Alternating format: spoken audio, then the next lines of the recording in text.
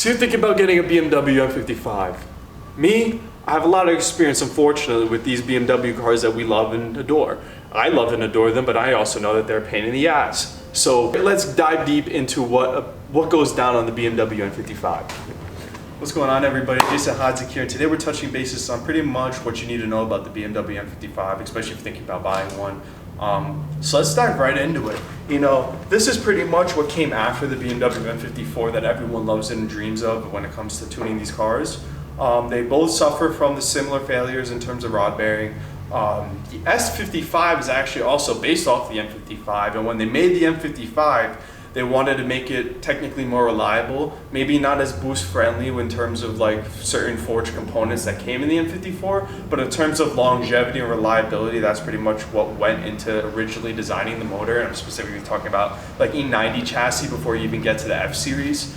And in all honesty, they're really reliable motors. The only real issue I ever had, besides typical oil leaks, which are really just maintenance, is Valvetronic motor failure. And what I all had to do is take off the valve cover, take out the spark plugs, fuel injectors, and it's like right up there. You don't really have to dive deeper and like take out springs and things like that. It's a really simple job to do as long as you just look up the torque specs. It's that simple. So that's really all I had to do. I had this motor for 101K. I got the car with 52,000.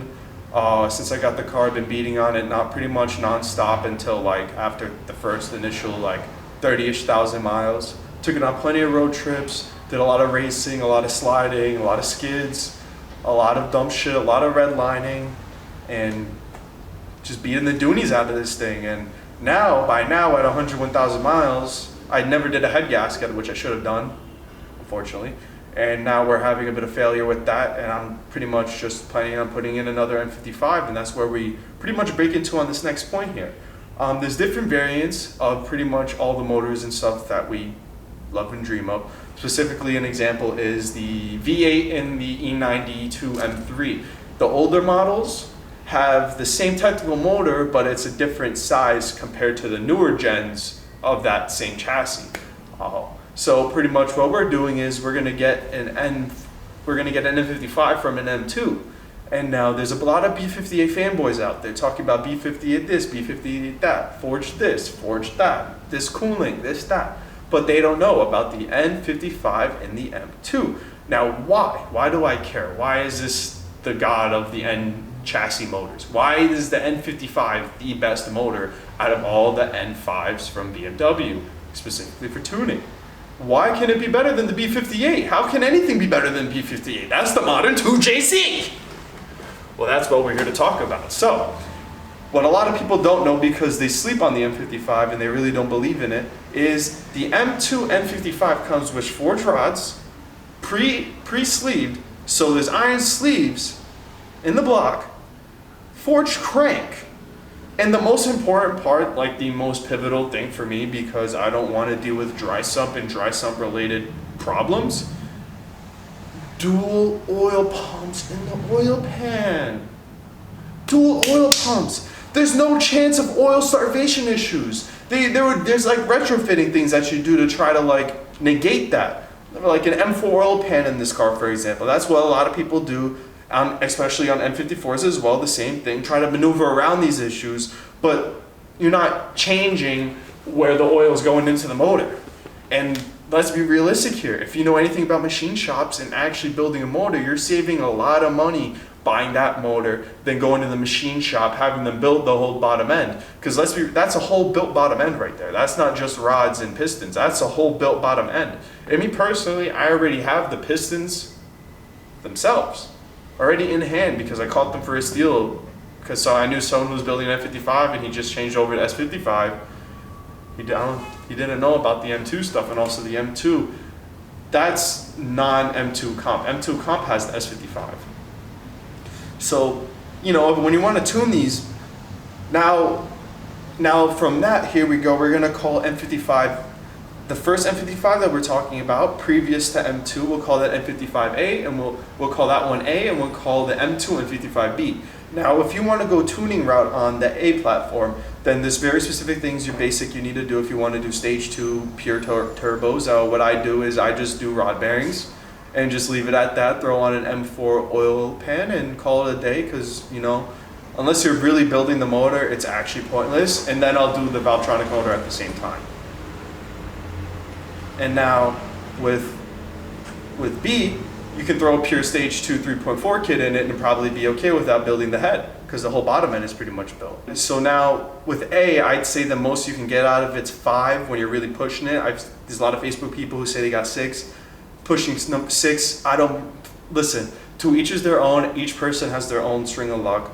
Personally, I believe the safest route is the best route, especially when you're talking about longevity and seat time with these cars. So I believe, if you don't want to build anything or touch anything, stage 2 full bolt-ons is pretty much where you want to be. If you do rod bearings, Valvetronic motor, fresh gaskets, I'd include a head gasket in there if you really want to get technical with it. Then I do like a pure stage 2. You can call that overkill if you'd like, but I'm more focused on not blowing your motor in then 20,000 miles, because it may run all right in the first month or two, but let's be real, how often and how long are you driving the car for? I was driving, my first year I put 30,000 miles on the car. If I put that turbo kit in, it would have blown. It could have blown, and it would have happened within the first year. So you got to remember these numbers when you're doing these things. How long do you drive for? How many miles are you taking in? Now, if I were to go option B, I already have the pistons. So for me, it's a little different. But still, I put a 3.4 run port. So you have the port injection fuel system going, and then you won't really have to rely on the direct injection, and then fueling will be perfect. And then you could probably be running 6s, like not 6-second quarter miles, but 600 horsepower, and run it relatively reliably. What I do is I'd cap it at that. And honestly, what I'm doing personally is I plan on getting that motor, building it, and then putting the 3.4 kit on, because I want to have headroom later, and I don't want to have to deal with issues earlier as well. We're focused on seat time and longevity here. And if whenever you go the route of building a car, you really have to really sit down and think about it, because it's always cool to say this, to say that, but it gets much deeper in terms of financials and things, each step that you take. Because by the time you're doing a 3.4 kit, there's no way you're just putting that turbo on and that's it. There's no way you're not going to be skipping fuel, you're not going to be skipping suspension. If you don't already have the M Sport brakes, you're going to have to focus on getting brakes too. There's a lot of variables that come along with just doing this. Like if you do FBO, you can run a stock fuel pump. If you want to run E, you can probably do the same thing, run an operated fuel pump, and that's it.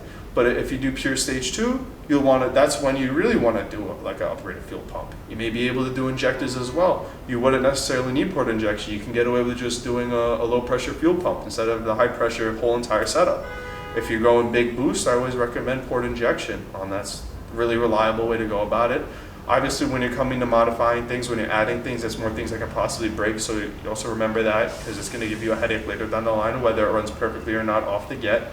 Eventually, things do happen, so it's very important to know. And they're really reliable cars.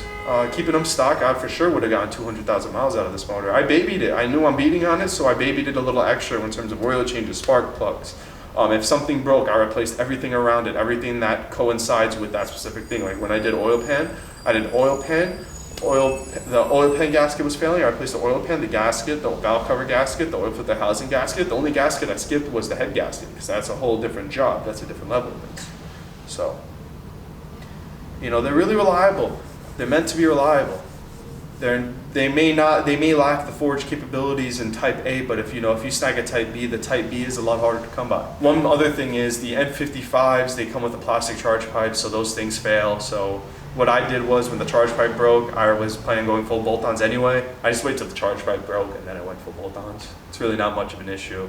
It's not as serious as some people deem it to be. It's just a matter of the previous owner, if you're buying used, to have done the proper maintenance on the vehicle.